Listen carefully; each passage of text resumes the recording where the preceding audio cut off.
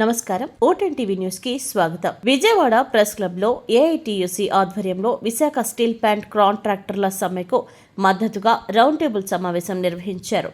ఈ సందర్భంగా ఏఐటీయూసీ అధ్యక్షులు రామకృష్ణ మాట్లాడుతూ విశాఖ స్టీల్ ప్లాంట్ను ప్రైవేటీకరణ చేసే విధంగా కుట్రలు చేస్తున్న కేంద్ర ప్రభుత్వానికి ఆంధ్ర రాష్ట్ర కూటమి ప్రభుత్వం వత్తాసు పలుకుతూ సహకరిస్తోందని, ఈ విధానాన్ని మేము సహించమని, అవసరమైతే రాష్ట్రం మొత్తం మీద భారీ ఎత్తున నిరసన ధర్నా నిర్వహిస్తామని తెలిపారు.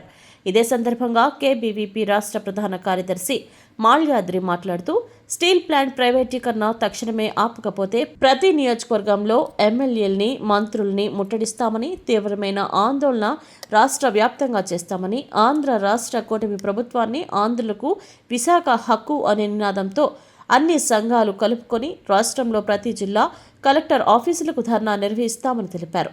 ఆంధ్ర రాష్ట్రంలో ఉన్న కూటమి ప్రభుత్వం, ముఖ్యమంత్రి చంద్రబాబు నాయుడు, ఉప ముఖ్యమంత్రి పవన్ కళ్యాణ్ విశాఖ స్టీల్ ప్లాంట్ ప్రైవేటీకరణ కాకుండా చూడవలసిన బాధ్యత ఉందని, వారి ఇద్దరిపై ఉందని తెలిపారు.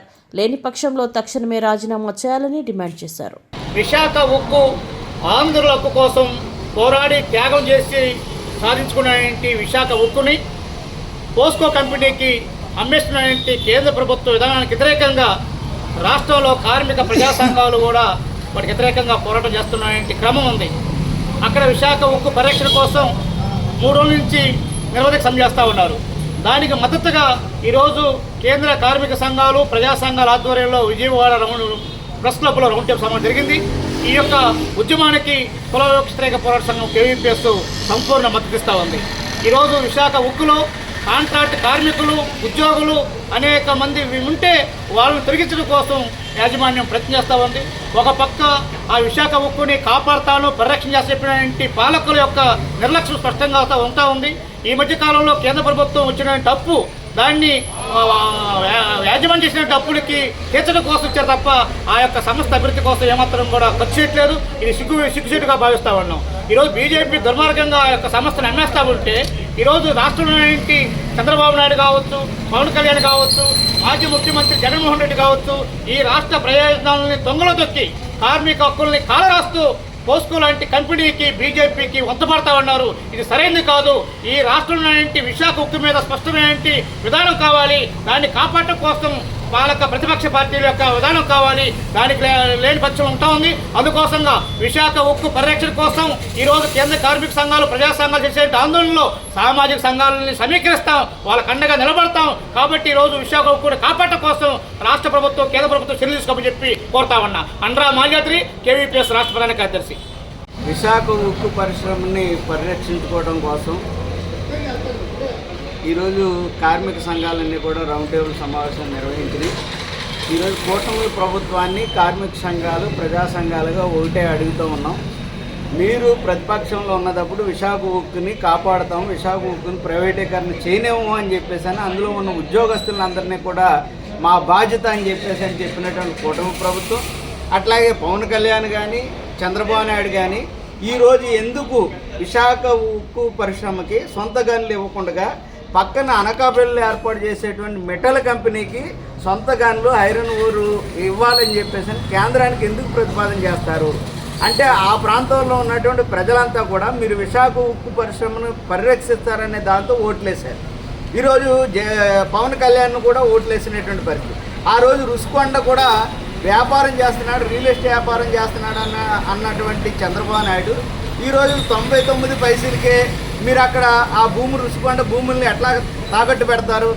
అందుకనే అక్కడ విశాఖ ఉక్కు పరిశ్రమ పరిరక్షణ కోసం 4 సంవత్సరాల నుంచి కార్మికులు పెద్ద ఎత్తున ఆందోళన చేస్తున్నారు.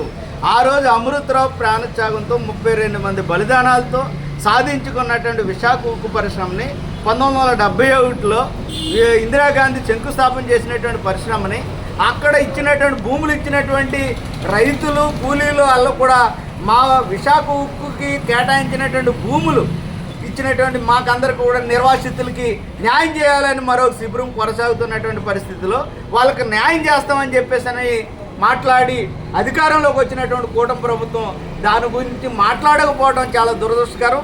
ఆ రోజు బీజేపీ మంత్రులు కానీ మీకు కూడా తెలిసిందే, ప్రజలందరికీ తెలుసు, బీజేపీ మంత్రులు, కేంద్ర మంత్రులు, రాష్ట్ర అధ్యక్షులు విశాఖ ఉక్కు పరిశ్రమను ఎక్కడికి పోనివ్వము, దాన్ని పరిరక్షించకుండా కాపాడుకుందాం అన్నటువంటి వాళ్ళు కూడా ఈరోజు ఏం మాట్లాడట్లేదు.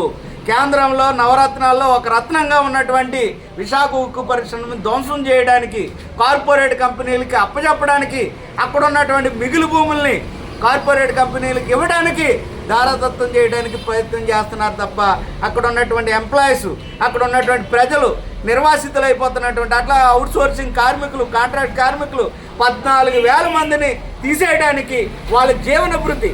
మరొక అంశం గుర్తుపెట్టుకోవాల్సింది ప్రజలంతా కూడా, విశాఖ ఉక్కుల పరిశ్రమ ఉత్పత్తి అవుతున్నటువంటి మెటీరియల్తో పాటు అక్కడ పరిశ్రమలో పనిచేస్తున్నటువంటి కార్మికుల ద్వారా వచ్చినటువంటి జీతాల ద్వారా వచ్చినటువంటి 50% గవర్నమెంట్కి ఆదాయం వస్తుంది. నువ్వు ప్రైవేట్ వాడికి ఇస్తే 50% కాదు 80% గవర్నమెంట్కి ఆదాయం గండి కొడుతుంది అనేటువంటిది అర్థం చేసుకోవాలి. 15,000 లక్షల కోట్ల రూపాయలు ఈరోజు కేంద్రానికి ఇచ్చింది. అట్లాంటి పరిశ్రమని మీరు ధ్వంసం చేయడం సరైనది కాదు. కాబట్టి ఆ పరిశ్రమను కాపాడుకోవడం కోసం కార్మిక సంఘాలన్నీ కూడా పెద్ద ఎత్తున సిద్ధమవుతున్నాయి. అవసరమైతే మంత్రుల ఇళ్లను కూడా ముట్టడి చేస్తామని చెప్పేసి అని ఈ కూటమి ప్రభుత్వాన్ని హెచ్చరిస్తా ఉన్నాం. ఎం రామకృష్ణ, IFTU రాష్ట్ర ప్రధాన కార్యదర్శి.